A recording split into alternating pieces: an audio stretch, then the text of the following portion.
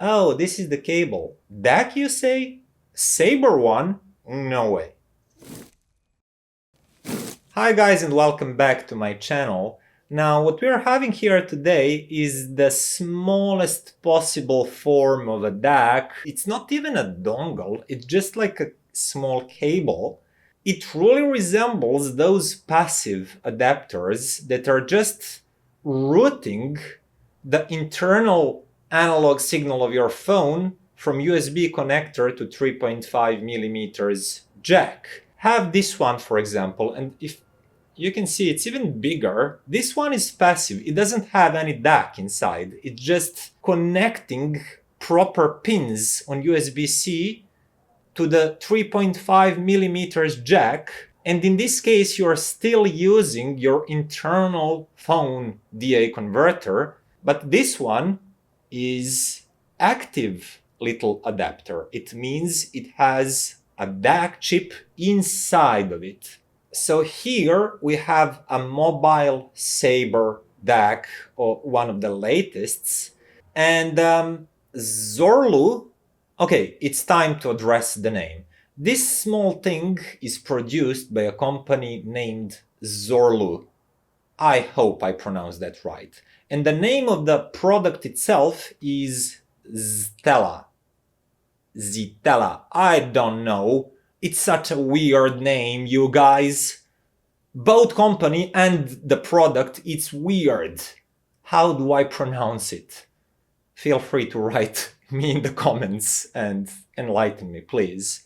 But okay, Zorloo did not provide any sort of specs about the power of this one. Because let's face it, this is a portable DAC cable, portable DAC dongle that will most of the times be used to drive your earphones or headphones directly, but we don't know its power. Now, what we do know is that it can provide either 1 volt, that's voltage on the output, or 2 volts, and the DAC senses the output impedance automatically and changes the output accordingly. So for any headphones that have impedance below 150, it will switch to 1 volt. And for any headphones that have 150 or above, like 300, 600, it will switch to 2 volts. Because higher impedance headphones need higher voltages to achieve a proper loudness, while lower impedance headphones actually need more current, not as much voltage. It's a neat trick actually. I never heard anybody else doing this, but as I mentioned again, we don't know what is true power of this dongle. I suppose it's around 30 or 50 milliwatts. This is just an educated guess because I've tested a lot of similar products and they're usually, if they're this compact and if they're using these Saber mobile chips with their internal headphone amps, that's usually around 30, 50, 60 milliwatts.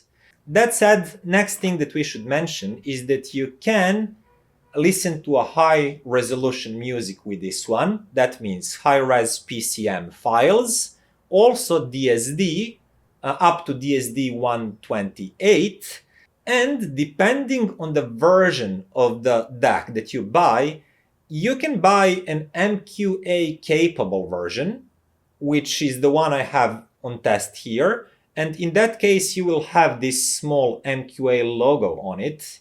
But there is also a so-called standard version. It uses slightly different Saber DAC chip, and it does not support MQA, but everything else is supposed to be the same.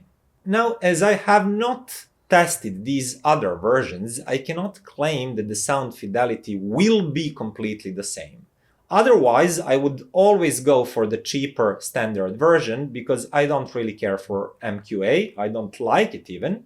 But let's focus on the version that I actually have on hands and that I can talk about because I've heard it and listened to it extensively. So when it comes to its tonality, I have to say it's fairly neutral with a little bit of brightness on the top.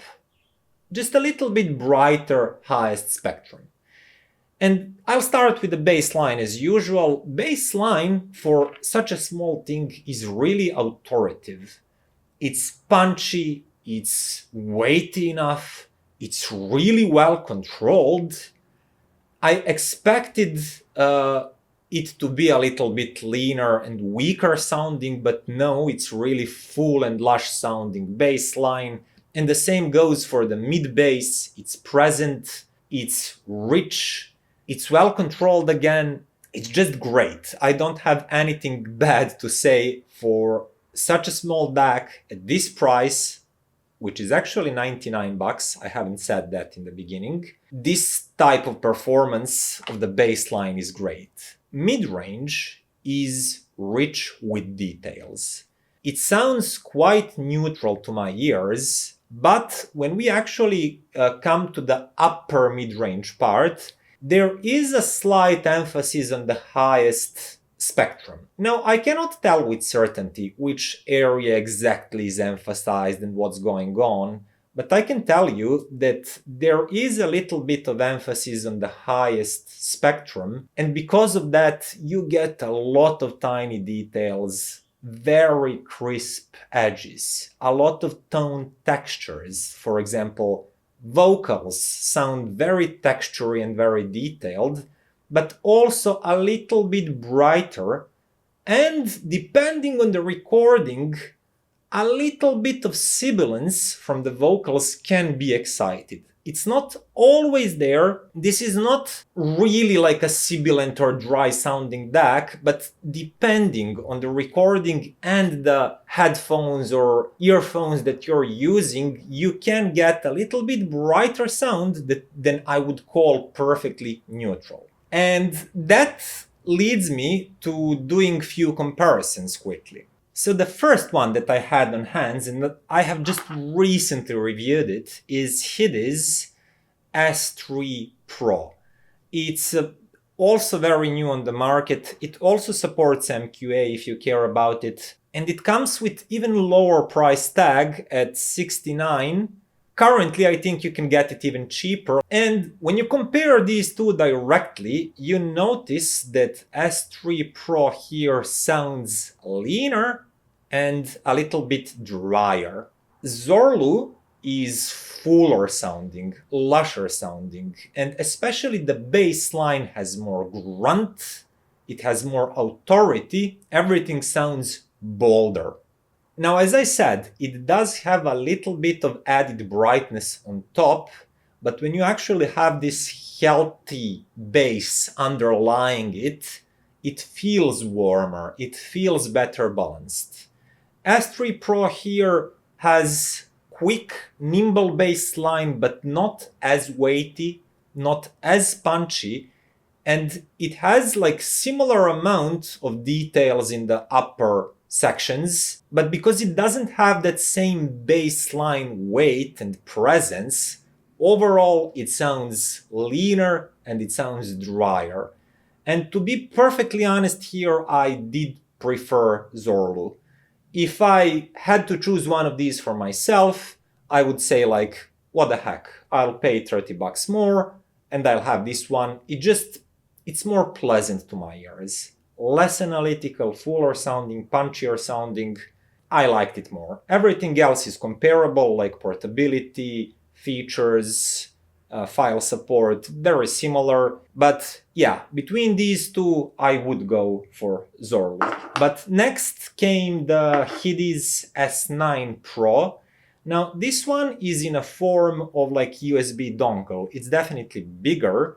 It consumes a little bit more energy from your phone. It heats more because of that.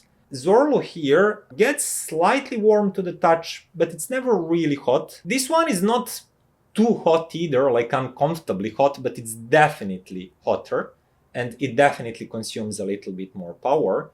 It also uses Saber chip, the bigger one too, and costs just 19 bucks more. Now, if you're not put off by its bigger form factor, and if you're not put off by that slightly higher consumption rate, it really has a lot to offer. Okay, let's start with what it does not offer first. S9 Pro does not support MQA. There it is, I said it.